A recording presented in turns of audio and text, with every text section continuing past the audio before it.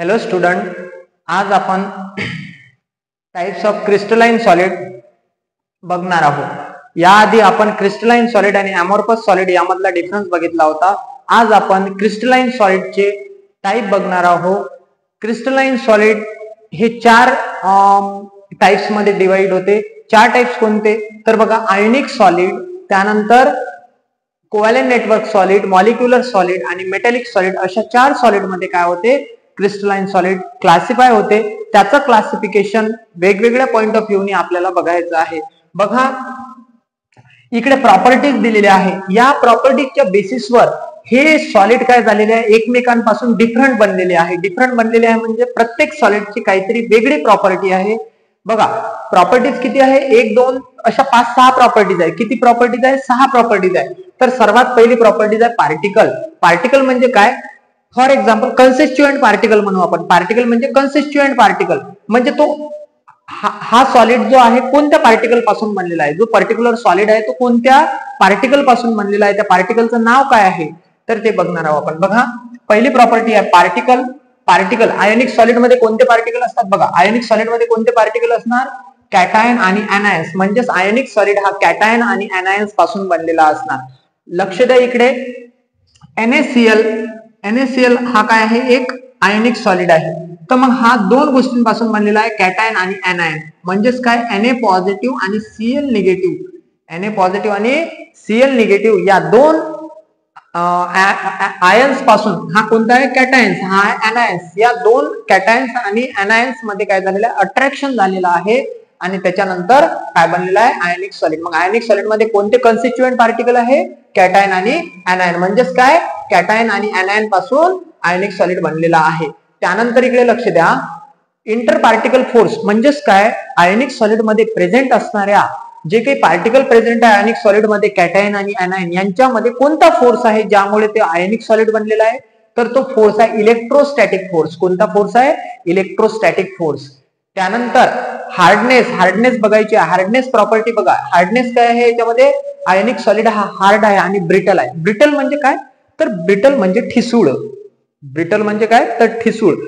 For example कोळसा बघा, कोळसा कसा होतो, असा खडू बघा, खडू नंतर असा तुटते ना, तो ठिसूळपणा असते त्याला, म्हणजेच ब्रिटलनेस. काय असते, ब्रिटलनेस, ब्रिटल असतो आयोनिक सॉलिड, लक्षात ठेवा. मेल्टिंग पॉईंट बघायचा आहे, याचा मेल्टिंग पॉईंट खूप हाय असतो. मेल्टिंग पॉईंट आयोनिक सॉलिडचा हाय असतो. किती रेंज असते त्याची, तर कमीत कमी रेंज, मिनिमम रेंज असते त्याची 600 डिग्री सेल्सिअस, म्हणजे 600 degree Celsius to 3000 degree Celsius, 3000 degree Celsius पर्यंत एवढं जास्ती त्याची काय असते, रेंज असते. त्यानंतर बघा कशाची रेंज, मेल्टिंग पॉईंटची. त्यानंतर बघा कोणती प्रॉपर्टी दिलेली आहे, thermal and electrical conductivity. Thermal म्हणजे हीट, इलेक्ट्रिकल म्हणजे इलेक्ट्रिसिटी. मग हीट कॅरी करते का हा, जर आयोनिक सॉलिडनं हीट कॅरी केली असती आणि इलेक्ट्रिसिटी कॅरी केली असती तर तो good conductor of heat and electricity झाला असता. तर बघू आपण, it is a poor conductor, poor electrical conductor. कसा आहे हा, poor electrical conductor in solid state but good conductor in liquid state. म्हणजेच काय, बघा आयोनिक सॉलिड जो आहे हा गुड कंडक्टर आहे म्हणते.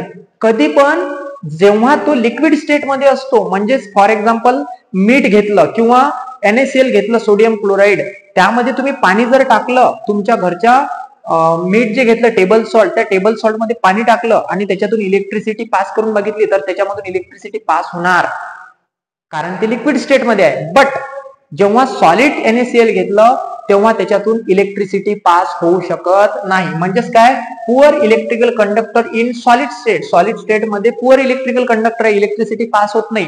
But good conductor in liquid state, जेव्हा ते लिक्विड स्टेट मध्ये येते तेव्हा ते गुड कंडक्टर असते, लक्षात ठेवा. एक्झाम्पल बघा, एक्झाम्पल कोणतं आहे, NaCl, KCl.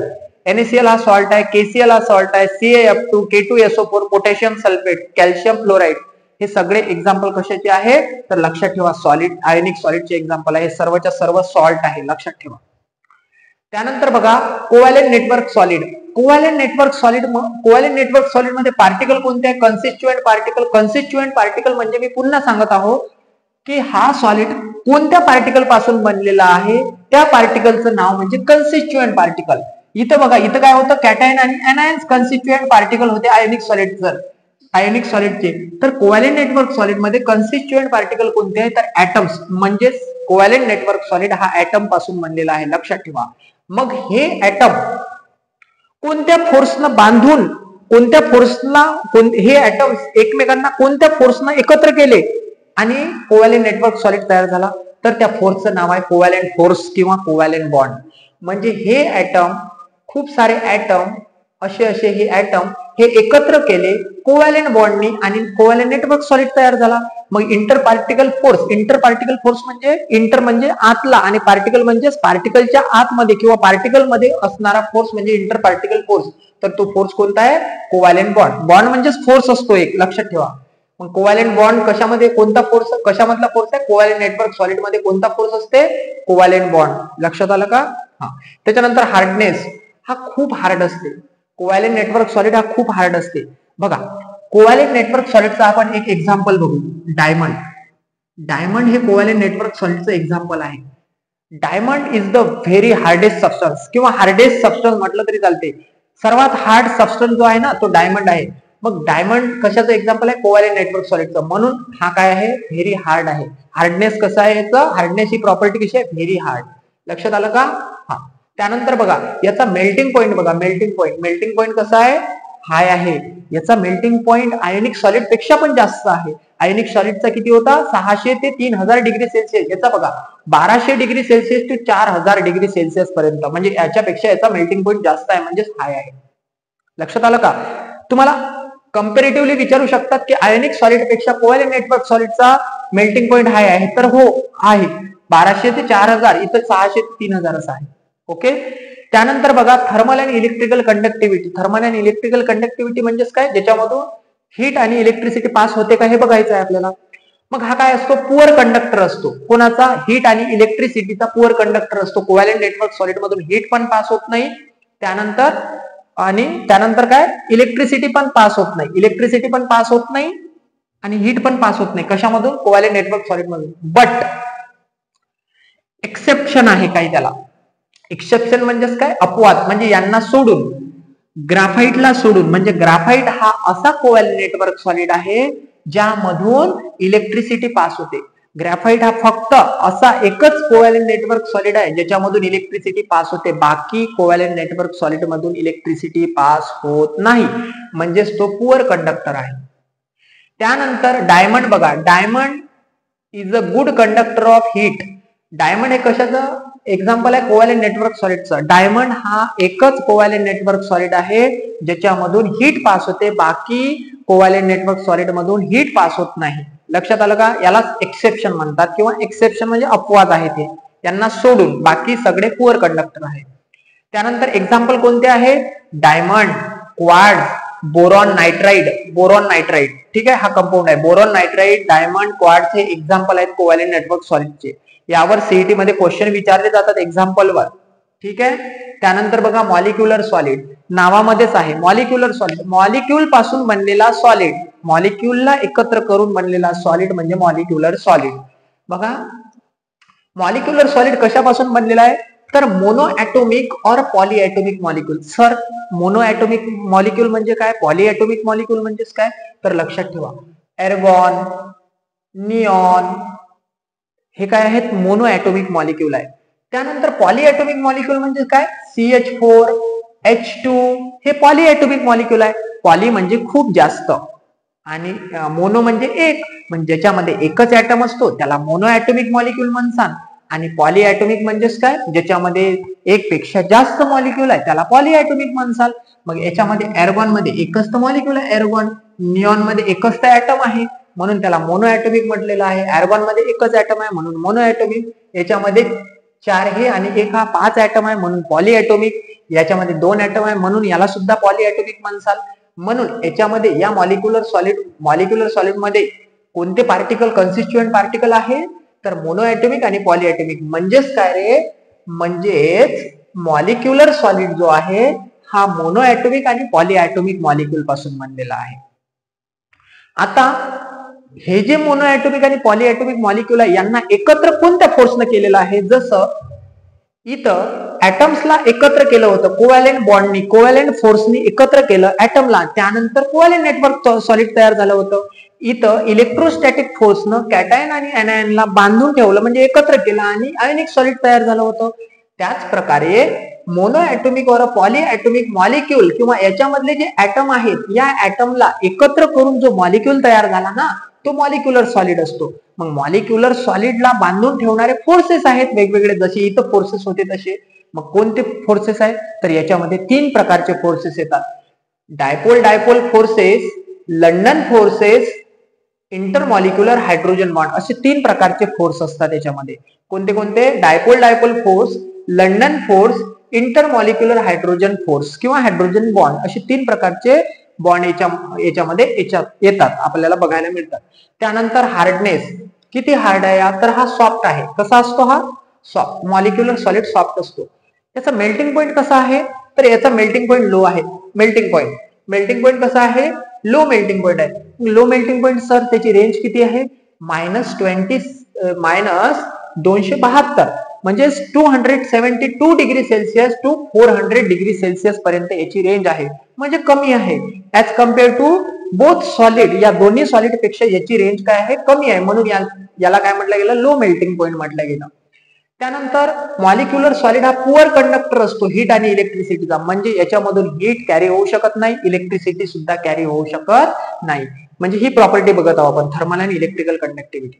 त्यानंतर बघा एक्झाम्पल कोणते आहे रे याचे? मॉलिक्युलर सॉलिड 3 कॅटेगरीमध्ये डिवाइड होतो. Polar molecule, non polar molecule आणि intermolecular hydrogen bond. Intermolecular hydrogen molecule म्हणू शकतो आपण याला. काय म्हणू? Intermolecular hydrogen bond. Intermolecular hydrogen bond म्हणजेच काय? बघा इकडे लक्ष द्या. पोलर मॉलिक्यूल म्हणजे काय? पोलर मॉलिक्यूल म्हणजे ज्यामध्ये पोल फॉर्म होतो. काय फॉर्म होतो? पोल. मग पोलर मॉलिक्यूल, पोल कसा फॉर्म होणार हे बघा. पोलर मॉलिक्यूल मध्ये पोल फॉर्म होत असते. पोल म्हणजे कोणते? Positive negative. इथं एक पॉझिटिव्ह चार्ज होणार, एक Cl निगेटिव्ह चार्ज होणार. असे 2 पॉझिटिव्ह निगेटिव्ह पोल तयार होते. ते कशामध्ये तयार झाले? पोलर मॉलिक्यूल मध्ये. बघा म्हणून याला पोलर मॉलिक्यूल म्हटलं गेलं. आणि पोलर मॉलिक्यूल मध्येच डायपोल डायपोल फोर्स बघायला मिळते. डायपोल डायपोल फोर्स कशाने बघायला मिळते आपल्याला? Polar molecule. हे खूप महत्वाचं आहे. पोलर मॉलिक्यूल मध्ये आपल्याला डायपोल डायपोल फोर्स बघायला मिळते. मग पोलर मॉलिक्यूल कोणते आहे? HCl, H2O आणि SO2. लक्षात आलं का? त्यानंतर आहे non polar molecule. Non polar molecule म्हणजेच काय? ते पोल फॉर्म करू शकत नाही. नॉन पोलर मॉलिक्यूल म्हणजे काय? ते पोल फॉर्म करू शकतात का? नाही.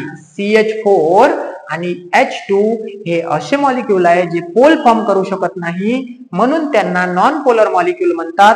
आणि नॉन पोलर मॉलिक्यूल मध्ये कोणता फोर्स बघायला मिळतो आपल्याला?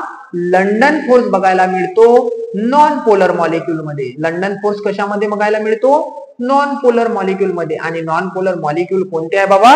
CH4 आणि H2 हे नॉन पोलर मॉलिक्यूल आहे. ओके. त्यानंतर आहे इंटरमॉलिक्युलर हायड्रोजन बॉन्ड. म्हणजे इंटरमॉलिक्युलर हायड्रोजन बॉन्ड म्हणजे एक प्रकारचा फोर्स आहे. हा फोर्स कशामध्ये बघायला मिळतो आपल्याला?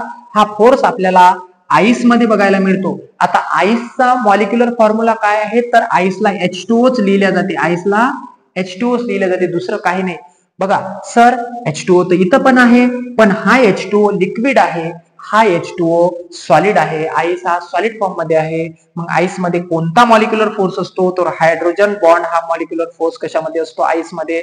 त्यानंतर NH3 म्हणजे अमोनिया मध्ये सुद्धा इंटरमॉलिक्युलर हायड्रोजन बॉन्ड बघायला मिळतो. त्यानंतर HF म्हणजे हायड्रोजन फ्लोराईड मध्ये सुद्धा आपल्याला हा बॉन्ड बघायला मिळतो. कोणता? Intermolecular hydrogen bond. अशा प्रकारे मॉलिक्युलर सॉलिड मध्ये हे तिन्ही प्रकारचे फोर्स बघायला मिळतात. आणि कोणकोणत्या मॉलिक्यूल मध्ये बघायला मिळतात हे आपण शिकलेलो आहोत. त्यानंतर सर्वात शेवटचा सॉलिड, क्रिस्टलाइन सॉलिड बघायचा आहे. त्याचं नाव आहे मेटॅलिक सॉलिड. मेटॅलिक सॉलिड जो आहे मेटॅलिक आयन्स पासून बनलेला आहे. तर मेटॅलिक आयन्स कोणते सर तर मेटॅलिक आयन्स कोणते असतात तर मेटलचे जे आयन्स असतात सोडियम, मॅग्नेशियम यांना मेटॅलिक आयन्स म्हटले जाते. लक्षात आलं का? 2 पॉझिटिव्ह यांना काय म्हटलं जाते? मेटॅलिक आयन्स म्हटलं जाते. म्हणजे मेटॅलिक आयन्स पासून मेटॅलिक सॉलिड बनलेला आहे. मग मेटॅलिक आयन्सला असं कोणता फोर्स आहे जे मेटॅलिक आयन्सला इलेक्ट्रॉन सोबत बांधून ठेवते आणि मेटॅलिक सॉलिड बनवते तर लक्षात ठेवा याच्यामध्ये कोणता इंटर पार्टिकल फोर्स आहे मेटॅलिक सॉलिड मध्ये, तर मेटॅलिक बॉन्ड. मेटॅलिक बॉन्ड कशात बघायला मिळतो आपल्याला, मेटॅलिक सॉलिड मध्ये, लक्षात ठेवा. त्यानंतर आयन्स कोणते असतात, त्याच्यानंतर पार्टिकल कोणते असतात, कन्स्टिट्युएंट पार्टिकल. याच्यामध्ये mono atomic poly atomic molecule होते याचे कन्स्टिट्युएंट पार्टिकल, तर याचे कन्स्टिट्युएंट पार्टिकल कोणते असणार, मेटॅलिक सॉलिडचे, तर मेटॅलिक आयन्स असणार. बॉन्ड कोणता असणार, मेटॅलिक बॉन्ड असणार. म्हणजे या मेटॅलिक आयन्सला मेटॅलिक बॉन्ड पकडून ठेवणार. लक्षात आलं का, म्हणजेच मेटॅलिक बॉन्डचं काम काय आहे, तर लक्षात ठेवा, इकडे लक्ष द्या. Cation and mobile electron attraction. Metallic bond म्हणजेच काय असतो, कॅटायन आणि मोबाईल इलेक्ट्रॉन. मोबाईल इलेक्ट्रॉन म्हणजे फ्री इलेक्ट्रॉन असतात, त्या फ्री इलेक्ट्रॉन मध्ये आणि कॅटायन मध्ये, कॅटायन कोणाचा, मेटलचा, यांच्यामध्ये एक अट्रॅक्शन तयार होते, त्यालाच मेटॅलिक बॉन्ड म्हटले जाते. Bond is nothing but the attraction, attraction is nothing but the force. आलं का लक्षात. मग मेटॅलिक बॉन्ड कोणामध्ये तयार होते, cation and mobile electron. Mobile electron मध्ये एक अट्रॅक्शन होते ज्याला मेटॅलिक बॉन्ड म्हटले जाते, आणि जो कशामध्ये प्रेझेंट असतो, मेटॅलिक सॉलिड मध्ये प्रेझेंट असतो. मग त्याच्यानंतर हार्डनेस बघायचा आपल्याला. हे बघा हार्डनेस बघायचा आहे. तर हार्डनेस बघा, व्हेरिएबल म्हणजेच काय, मेटल जे असतात ना, काही मेटॅलिक सॉलिड हे खूप सॉफ्ट असतात. व्हेरिएबल म्हणजेच काय, काही खूप सॉफ्ट असतात आणि काही खूप हार्ड असतात, याला व्हेरिएबल म्हटलं जाते. फॉर एक्झाम्पल मर्क्युरी हा खूप सॉफ्ट आहे. त्यानंतर हार्ड फेरस, समजा आयरन बघा, आयरन हार्ड आहे. असे काही सॉलिड असतात मेटॅलिक सॉलिड जे मेटल पासून बनलेले असतात. काही मेटॅलिक सॉलिड खूप सॉफ्ट असतात, काही मेटॅलिक सॉलिड खूप हार्ड असतात, म्हणून त्याची हार्डनेस कशी आहे, व्हेरिएबल आहे, चेंजेबल आहे. त्यानंतर मेल्टिंग पॉईंट बघा, मेल्टिंग पॉईंट कशी असते, मेल्टिंग पॉईंटची रेंज खूप वाईड असते. वाईड म्हणजे ब्रॉड, खूप त्याच्यामध्ये गॅप असतो. बघा कोणत्या बहुतेक मेटॅलिक सॉलिडचा मेल्टिंग पॉईंट हा मायनस मध्ये असतो. बऱ्याच मेटॅलिक सॉलिडचा मेल्टिंग पॉईंट मायनस मध्ये असतो, -39 डिग्री सेल्सिअस. आणि काही मेटॅलिक सॉलिडचा मेल्टिंग पॉईंट 3400 डिग्री सेल्सिअस. म्हणजे बघा याच्यामध्ये किती तफावत आहे. तफावत म्हणजेच काय, याच्यामध्ये किती मोठा गॅप आहे. -39 डिग्री सेल्सिअस कुठं आणि 3400 डिग्री सेल्सिअस कुठं. म्हणजे याच्यामध्ये रेंज कशी आहे, वाईड रेंज आहे, खूप मोठा गॅप आहे याच्यामध्ये. आलं का लक्षात. म्हणून मेल्टिंग पॉईंट वाईड रेंज म्हटलं गेलेलं आहे. त्यानंतर मेटॅलिक सॉलिड, आता तुम्हाला माहितीच आहे मेटॅलिक सॉलिड, मेटल कसा असते, गुड कंडक्टर असते. मग मेटॅलिक सॉलिड कसा असणार, good conductor of heat and electricity असणार. कसा असणार, गुड कंडक्टर, इलेक्ट्रिसिटी आणि हीट कॅरी करणार हा सॉलिड. त्यानंतर या सॉलिडचे एक्झाम्पल कोणते कोणते आहे, लक्षात ठेवा. Sodium, magnesium, copper. त्याच्यानंतर हा काय आहे, याला गोल्ड म्हणतात, याला silver, potassium, calcium, ferrous, cobalt. हे सगळेच काय आहे, मेटल आहे ते. म्हणजे मेटल कशा, मेटल म्हणजेच काय, metallic solid. Metallic solid metal पासून बनलेला असणार ना, म्हणून त्याचे एक्झाम्पल हे वाले आहे. लक्षात आलं का. अशा प्रकारे आपण टाइप्स ऑफ क्रिस्टलाइन सॉलिड पूर्णपणे बघितलेला आहे. तुम्हाला यामध्ये काही अडचण असणार, तुमचे काही डाऊट्स असणार, तर तुम्ही कमेंट्स बॉक्समध्ये कमेंट बॉक्समध्ये लिहून पाठवू शकता. त्यानंतर सबस्क्राईब, लाईक करू शकता आणि शेअर करू शकता. Thank you friends.